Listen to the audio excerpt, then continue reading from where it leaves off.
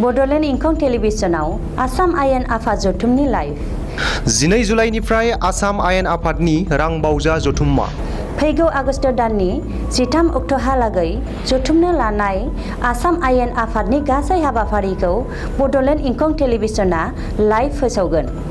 मुंख'नो गोनांदि बड'लेण्ड इंखं टेलिभिजनखौ केबल लोगोसे इउटिउबआव आरो गुबुन गुबुन बिजोङाव टेलिकास्ट खालामनाय जायो।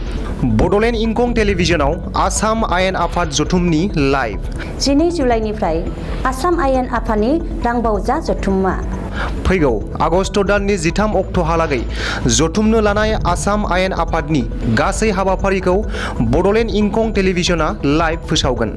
मुंख'नो गोनांदि बड'लेण्ड इंखं टेलिभिजनखौ केबल लोगोसे इउटिउब आरो गुबुन गुबुन बिजोङाव टेलिकास्ट खालामनाय जायो। खुलुमबाय। बड'लेण्ड इंखं टेलिभिजन स्टुडिअ'आव आं उपमारानि दैमारि। दिनैनि गाहाय रादाबाव दं। पुलिसा फरायसाफोरनि सायाव लावथि सिबनायखौ दुलाराय बर' फरायसा आफादा सोंखारिदों। आसाम मिज'राम सिमनायारि जेंना सुस्रांनायनि थाखाय गासैबो दोलोनि थान्दै हान्जाया दिल्लीयाव थांगोन। मिज'राम पुलिसा गावनि हेंथायै केस फाइल खालामनायखौ NIA नो गथायनो खावलायदों हिमन्तआ। डक्टर हिमन्त बिश्व शर्मानि हेंथायै केस थिसननायनि बागै मिज'रामनि गिबि मन्थ्रि जरामथांगाया मिथियामोन। बिजनी बल्लामगुरि आरो सराइबिलाव प्रि रिक्रुटमेन्ट रेली मावबादा खुंनायखौ SSBआ आगान गाखोमोरबाय। तामुलपुर महकुमानि बेंखनाव अन्थाइबारि गामिनि सासे सुबुंखौ हाग्रानि मैदेरा बुथारलांदों। कंग्रेस राजखान्थि दोलोनि बारग' MLA सुशान्त बरग'हाया दिनै BJPआव जइन जाबाय। गावखौनो PWD रेन्जार बुंना डनबादि खालामना जोबनायाव पुलिसजों हमजादों सासे हाग्रा बिफाननि खामानि मावग्राया। मिज'रामनि साद' खुंथाय मावख'गिरिनि बेरेखायै काछारनि धला थानायाव FIR। भबानिपुर आन्सलिक फरायसालिमाया हादोरारि सोमखोर चेम्पियनशिप बान्था मोनदों। हाजोनि दाबनै जायगायाव साखा खबब्रै गारिजों मोसौ खावनो फैनाय सिखावा हमजादों। तुर्कीनि रेगिं हाग्रामायाव गिलुबालु अर। दिनैनि आबुं रादाबखौ फरायदों जों मलेन बसुमतारी आरो उपमारानि दैमारिया।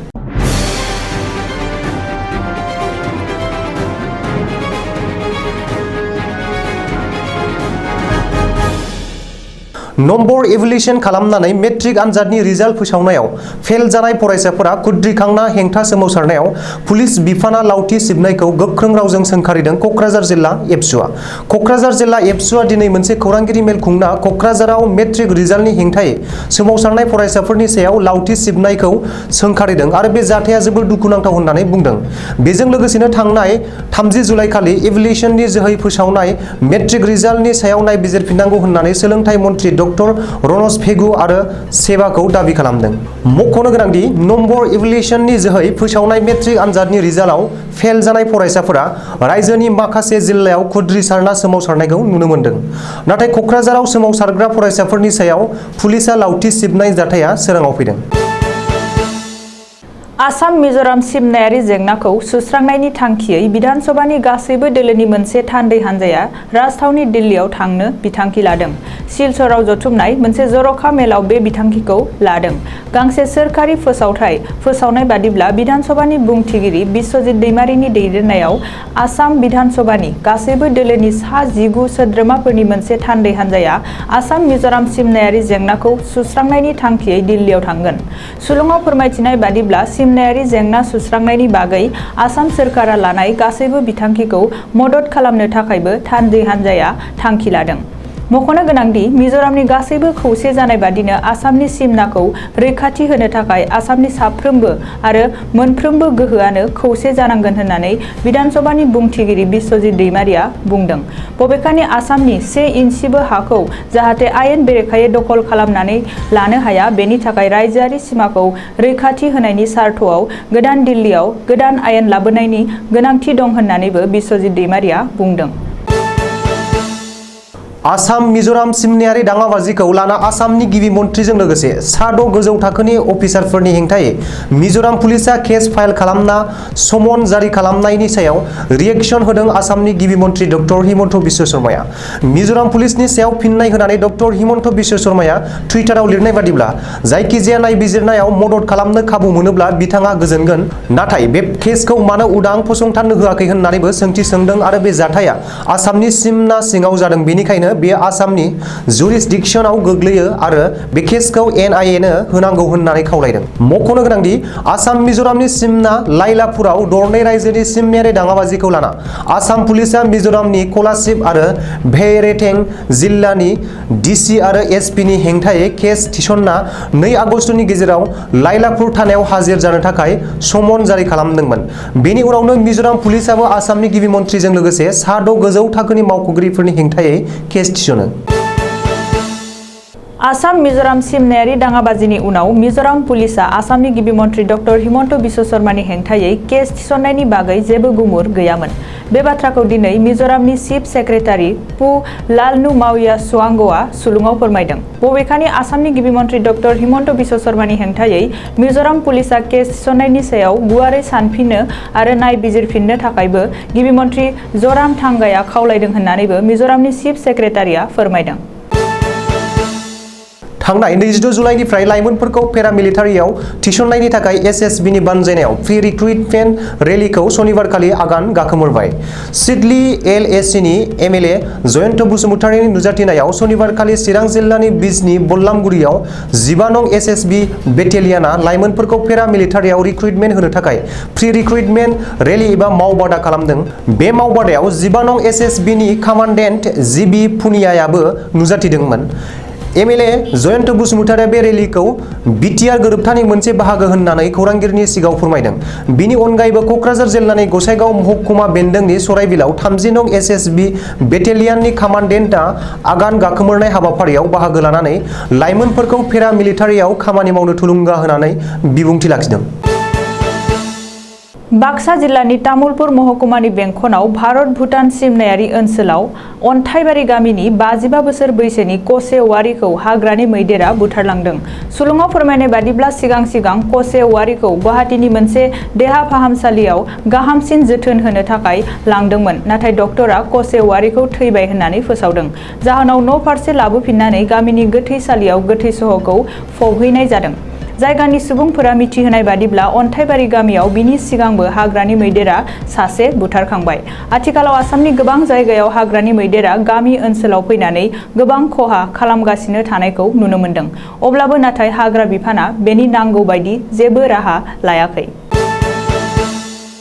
मरियनीनि ब्रैथि खेबनि कंग्रेस MLA आरो कंग्रेस राजखान्थि दोलोनि दैदेनगिरि MLA रुपज्योति खुर्मीनि उनाव थावरानि MLA सुशांत बरग'हायाबो कंग्रेस राजखान्थि दोलोखौ नागारबाय। थांनाय 30 जुलाइ सुक्रुबारखालि कंग्रेस राजखान्थि दोलोनि बारग' MLA सुशांत बरग'हाया कंग्रेस राजखान्थि दोलोनिफ्राय रिजाइन होयो। बरग'हायनि बे रिजाइन होनायखौ आसाम प्रदेश कंग्रेसनि आफादगिरिया नाजावो। थांनाय साननैसो सिगांनिफ्रायनो कंग्रेस राजखान्थि दोलोनिफ्राय माखासे लिडार्सफोरा कंग्रेस राजखान्थि दोलोखौ नागारनानै BJPआव बास्लायगासिनो। बै लिडार्सफोरनि गेजेराव सुशांत बरग'हायाबो सासे। दिनै 1 आगस्त खालि कंग्रेस राजखान्थि दोलोनि नैथि खेब MLA जानो हानाय जरहाट जिल्ला थावरानि MLA सुशांत बरग'हाया कंग्रेस राजखान्थि दोलोखौ नागारना BJPआव जयेन जाबाय। मख'नो गोनांदि कंग्रेस राजखान्थि दोलोनि माखासे लिडार्सफोरा आसाम एसेम्ब्लिनि बुंथिगिरि बिथां बिश्वजित दैमारिनिसिम सुशांत बरग'हायखौ MLA मासिनिफ्राय बोख्लायनांगौनि थाखाय गांसे लाइजाम लिरहरदों होनना सुलुंनिफ्राय मिथिनो मोननाय जादों। कार्बि आंलं जिल्लानि सिङाव थानाय सोनाब हाग्रा बिफाननि सासे खामानि मावग्राया गोमोथाव खामानि मावना पुलिसजों हमजादों। गावखौनो डिप्युटी रेन्जार होनना सिनायथि लानानै गोबां बजाय होग्रा गारिफोराव डन बादि खालामफुबाय थानाय समावनो पुलिसजों सासे हाग्रा बिफाननि खामानि मावग्राया हमजायो। सुलुंनिफ्राय मिथिनो मोननाय बादिब्ला गावजों लोगोसे सानै सिकिउरिटि गार्डखौबो इउनिफर्म गानहोनानै डिप्युटी बजाय होग्रा गारिफोराव तालासि खालामदोंमोन बे मंगलक्र मुंनि हाग्रा बिफाननि गार्डआ। डिपु पुलिस बिफाना पुलिस थानायाव मोनसे गसर होयो आरो साथामखौबो सोंथिनि थाखाय लाखिदों होनना सुलुंनिफ्राय मिथिनो मोननाय जादों। थांनाय 22 जुलाइ खालि आसाम मिजोराम सिमना लाइलापुरनि जाथायखौ जेर बोनानै मिजोरामनि साद' खुंथाय मावख'गिरिनि बेरेखायै काछारनि थला थानायाव एफआइआर होदों। काछार जिल्लानि एडिसि कल्याण कुमार दासआ बे एफआइआरखौ होदों। लोगोसे 2 आगस्ट समबारखालि एफआइआर होजानाय गासैबो मिजोरामनि खुंथाय मावख'गिरिफोरा फुंनि 11 रिंगायावनो नुजाफैनांगौ होननानै सामन जारि खालामदों। एफआइआर होजानाय मिजोरामनि खुंथाय मावख'गिरिफोरनि मुङा फारियै कलाशिबनि DC Benlal Kaka, ADC doctor S Lalthajiana, ADC David JB, ASP Bruce Kibi, SDPO Tharthihang Jasal, SDO C Lal Repuria. आथिखालनि करोना थासारियाव अनलाइननि जोहै सोलोंसालिमानि गासै लांगोना एबा बायदि बिथिंखौ सरजाबनानै केमेरानि जोहै भिडिअ खेबनायजों हादोरारि सोमखोर चेम्पियनशिप बादायलायनायाव बरपेटा जिल्लानि भबानिपुर आन्चलिक सोलोंसालिमाया बान्था आवथायनो हादों। बे खौरांखौ भबानिपुर आन्चलिक सोलोंसालिमानि गोरायुं डक्टर मुकुन्द शर्माया खौरांगिरिनि सिगाङाव फोरमायदों।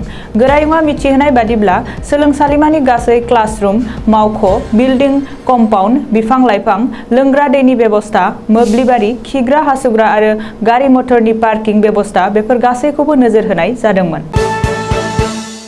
कामरुप जिल्लानि हाजोआव दाबनै गुबुन गुबुन जायगायाव शुक्रबार खालिनि हराव साखा खबब्रै गारिजों मोसौ खावनो फैनाय सिखावा हमजादों। सेथि जाथाया हाजोनि थेलामारा गामियाव SS लाथिख'से JC 9196 इवन गारि सिङाव मासे मोसौजों लोगोसे साथाम मोसौ सिखावा मासे मोसौखौ हरनि समाव खावनानै लांनो नाजादोंमोन। बे समावनो सासे आइजोआ सिरि मोननानै जेब्ला बायजोआव ओंखारो अब्ला गारि सिङाव मोसौ दैखांबाय थानायखौ नुसनो। जाथायनि सोमोन्दै गामिनि बयनोबो स्रोदै खौरां होलायलायनायाव हरनि 3 रिंगायाव बयबो गारिखौ बेंखननानै लामाखौ होथेनायाव सानै सिखावा खारग'नो हादों। नाथाय बिसोरनिनो सासेया गारि आरो मोसौजों लोगोसे हमजादों। हमजानाय मोसौ सिखावनि मुंखौ गुवाहाटी सान्दामारिनि बिटफन बरा होननानै पुलिसआ सिनायथि हादों। नैथियाव बे हाजोआवनो देरकुसि गामियाव SS लाथिख'से DH 8744 नम्बरनि इवान गारिजों लोगोसे बे एखे समावनो फुंनि 3:30 रिंगायाव मोसौ खावनो फैनानै सांसारिनि महम्मद जेसिम आली मुंनि सासेया गामिनि रायजो राजाजों हमजादों। उनाव हाजोआव थानानै पुलिसनो खौरां हरनानै मोसौ सिखावखौ गथायनानै हरनाय जादों होननानै पुलिसनि सुलुङाव फोरमायदों। तुर्कीनि रेगिं हाग्रामायाव गिलु-बालु गिख्रंथाव अर नांदों।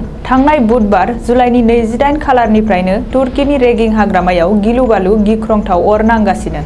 रेगिं हाग्रामाजों लोगोसे रेगिं हाग्रामानि खाथि-खाला मेरसिन, आजमानिया, आदाना आरो कारामानमार ओनसोलफोरावबो बे गिख्रंथाव अरा नांफादों। थांनाय सानब्रैनिफ्रायनो बे गिख्रंथाव अर रेगिं हाग्रामायाव नांनानै रेगिं हाग्रामानि गासै दंफां-लाइफांजों लोगोसे जिब-जुनारनि खहा खालामदों। लोगोसे रेगिं हाग्रामानि खाथि-खाला गंब्रै ओनसोलनि न'-बां, मानसि-दुमसिफोरनि खहा खालामदों। सुलुंनिफ्राय मिथिनो मोननाय बादिब्ला दासिम 6 सुबुंनि जिउ खहा जाबाय। मख'दावथि रेगिंनि बे गिख्रंथाव अर नांनायखौ तुर्कीनि रैखाथि हाग्रा बिफाना संरैखा खालामनो सिगांबोदों। थांनाय सानब्रैनिफ्रायनो 1080 गं दै टेंकारजों दै सारनाय, 45 गं अर खोमोरग्रा हेलिकप्टार लोगोसे 55 गुबुन गुबुन बिफाननि रैखाथि बिफानफोरा गोख्रों डिउटि होनाय हाबाया सोलिगासिनो। दानिया बोथोरनि खौरां।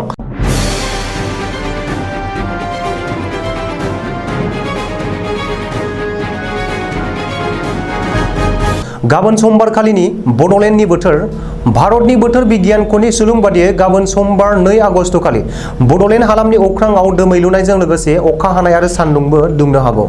बड'लेण्डनि आवथायाव थानाय मोनब्रै जिल्लानि बोथोरनि गाबोननि सुलुंफोरा जाबाय फारियै क'क्राझार जिल्ला। गाबोन क'क्राझार जिल्लायाव बोथोरा 31 डिग्री सेलसियास जागोन। चिरां जिल्ला। गाबोन चिरां जिल्लायाव बोथोरा 31 डिग्री सेलसियास जागोन। बाक्सा जिल्ला। गाबोन बाक्सा जिल्लायाव बोथोरा 32 डिग्री सेलसियास जागोन। उदालगुरि जिल्ला।